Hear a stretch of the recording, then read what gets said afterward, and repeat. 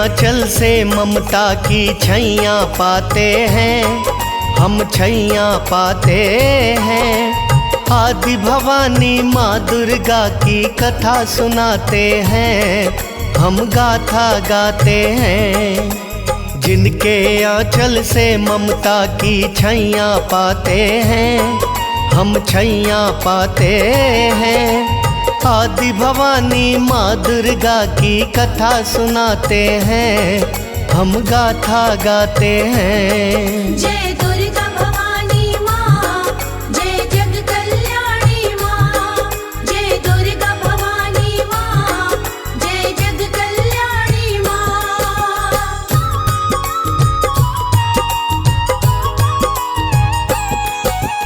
पृथ्वी ऊपर दैत्य फैलाते जब जब अत्याचार, ऋषि मुनि जन संत आत्मा करते हाहाकार।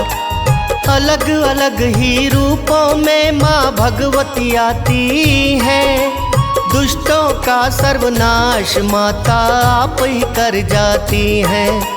पूर्व काल में रंभ करंभ दैत्य दो भाई, दोनों ही संतानहीन थे हालत दुखदाई। वन में तप करने को पहुँचे त्याग दिया घर द्वार, कई वर्ष की कठिन तपस्या करते रहे पुकार। देवराज जी इंद्र चिंता में पड़ जाते हैं, चिंता में पड़ जाते हैं। आदि भवानी माँ दुर्गा की कथा सुनाते हैं, हम गाथा गाते हैं। जय दुर्गा भवानी माँ, जय जग कल्याणी माँ। जय दुर्गा भवानी माँ, जय जग कल्याणी माँ।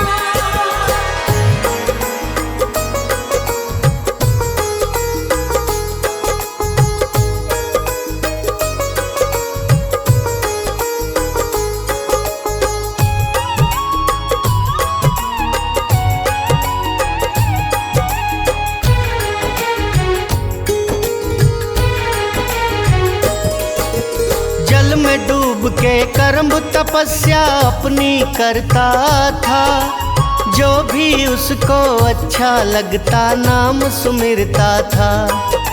भेष ग्राह का धर इंद्र ने जल में किया प्रवेश, पैर पकड़ के गहरे खींचा सांस रहे ना शेष। अपने भाई की मृत्यु का रंभ ने सुना समाचार, अब मेरा क्या जीना बाकी मन में किया विचार। अपना शीश वो अग्निदेव को देने को तैयार, अग्नि देवता चल कर आए देने को दीदार। आत्महत्या ठीक नहीं है यूं समझाते हैं, वो यूं समझाते हैं। आदि भवानी माँ दुर्गा की कथा सुनाते हैं, हम गाथा गाते हैं। जय दुर्गा भवानी माँ, जय जग कल्याणी माँ। जय दुर्गा भवानी माँ, जय जग कल्याणी माँ।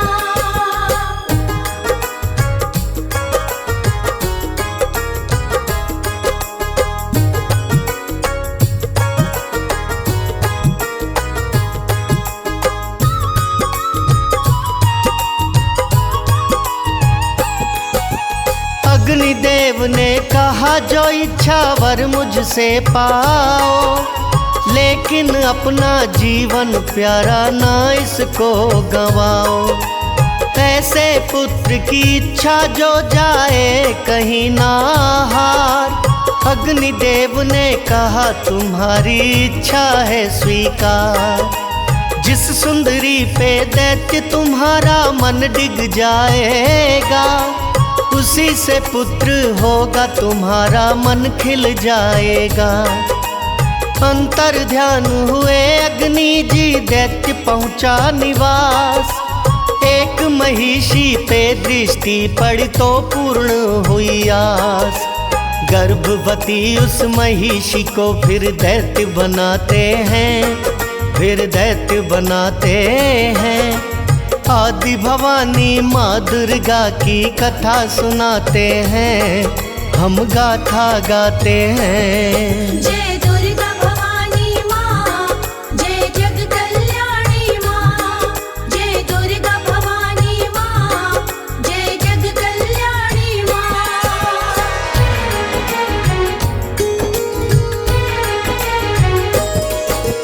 एक समय की बात बताए, होनी है बलवान। दूसरा भैंसा उस महिषी पे टूट पड़ा था आन। उस भैंसे के सामने तो रंभ स्वयं आया, लेकिन उस भैंसे की टक्कर सह नहीं पाया। सींग नुकीलों से भैंसे ने किया बड़ा प्रहार। गिरते जमीन पर रंभ पड़ा, लंबे पैर पसार। प्राण रहे ना तन में उसके, पहुंचा यम के द्वार। भैंसी भाग्यक्षों में पहुंची, आंसू रही थी डार। हाल देख के भैंसी का यक्ष तरस खा जाते हैं, यक्ष तरस खा जाते हैं। आदि भवानी माँ दुर्गा की कथा सुनाते हैं, हम गाथा गाते हैं। जय दुर्गा भवानी माँ, जय जग कल्याणी माँ। जय दुर्गा भवानी माँ, जय जग कल्याणी माँ।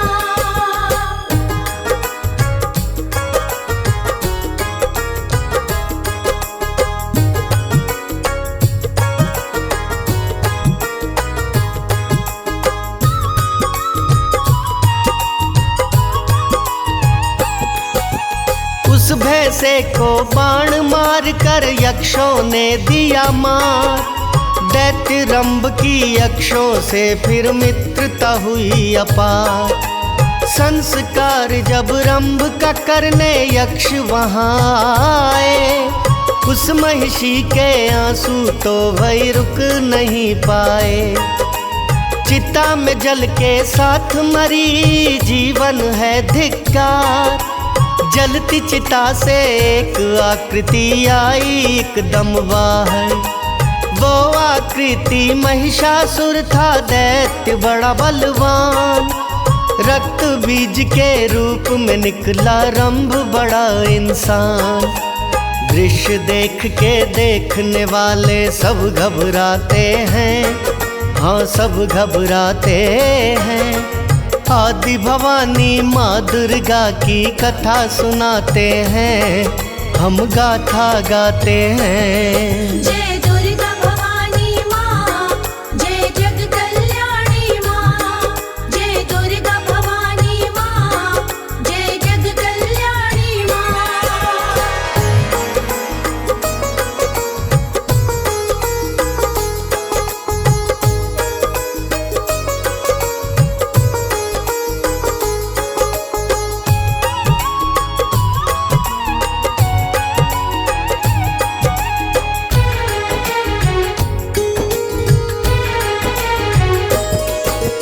महिषासुर ने श्री ब्रह्मा का तप किया भारी। ब्रह्मा बोले वर मांगो रे दैत्य बलकारी। ना तो मुझे देवता मारे, ना दैत्य ही मारे। देना हो तो ऐसा वर दो ब्रह्मा जी प्यारे। किसी सुकुमारी कन्या के हाथों हो मेरा काल। छोटा बड़ा मैं जैसा बनाऊं, बदन बने तत्काल। पशु पखेरु मानव का मैं रूप चाहे धर लूं। अपने मन का रंग रूप में जब चाहे कर लूं। पूर्ण इच्छा ब्रह्म देव जी करके जाते हैं, हाँ करके जाते हैं। आदि भवानी माँ दुर्गा की कथा सुनाते हैं, हम गाथा गाते हैं। जय दुर्गा भवानी माँ, जय जग कल्याणी माँ। जय दुर्गा भवानी माँ, जय जग कल्याणी माँ।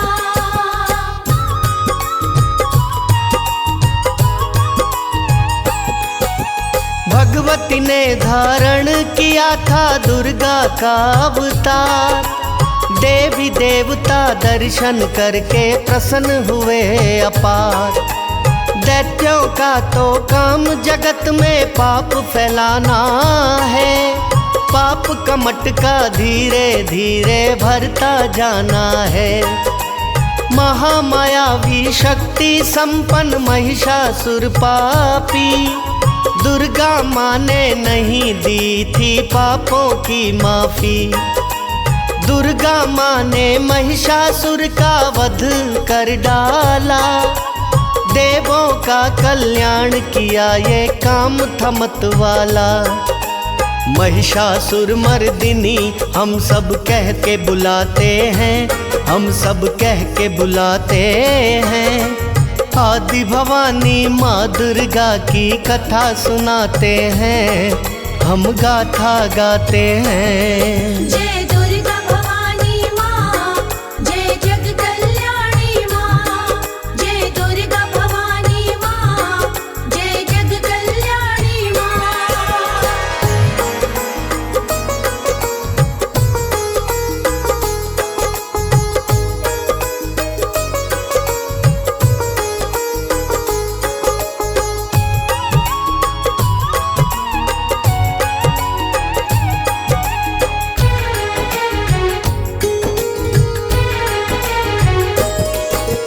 अजर अमर है माँ की शक्ति सृष्टि में विख्यात।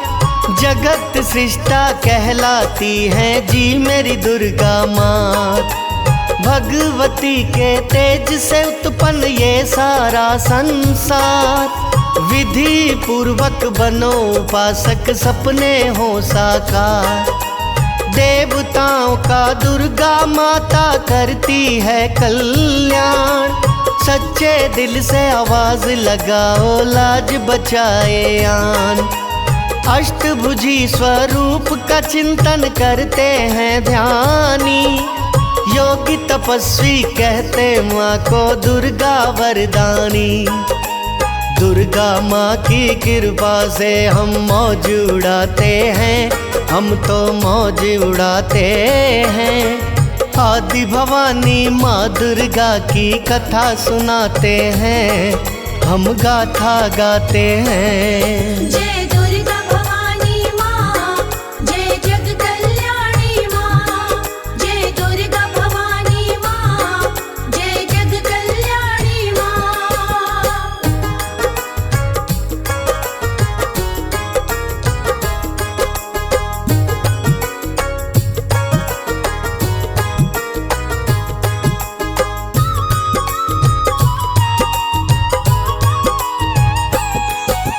माँ दुर्गा का परम आराधक भाग्यशाली है। दुर्गा माँ की भक्ति तो फल देने वाली है। परम आवश्यक माँ की स्तुति जीवन में भक्तों। बड़ी आनंदी आती माँ के वंदन में भक्तों।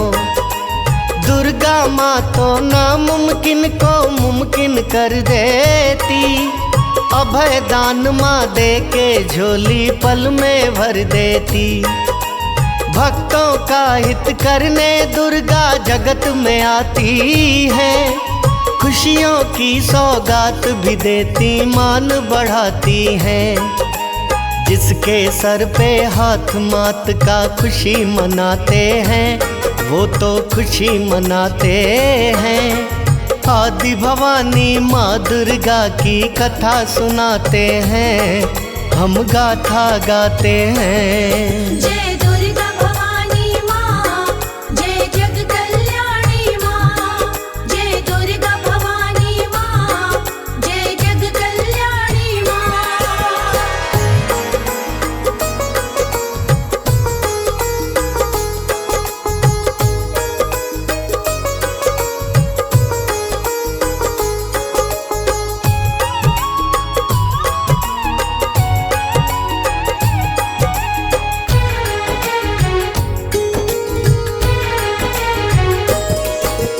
दुर्गा कहो चाहे भगवती चाहे समझो महामाया।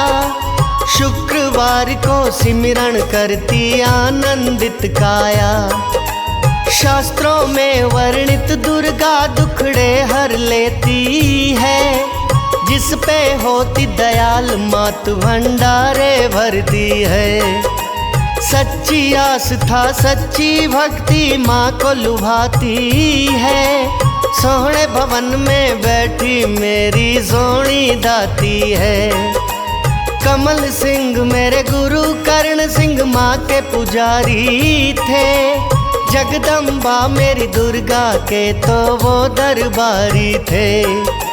मंत्र रूपी कवच मात के हमें बचाते हैं, हाँ हमें बचाते हैं। आदि भवानी माँ दुर्गा की कथा सुनाते हैं, हम गाथा गाते हैं। जय दुर्गा भवानी माँ, जय जग कल्याणी माँ। जय दुर्गा भवानी माँ, जय जग कल्याणी माँ।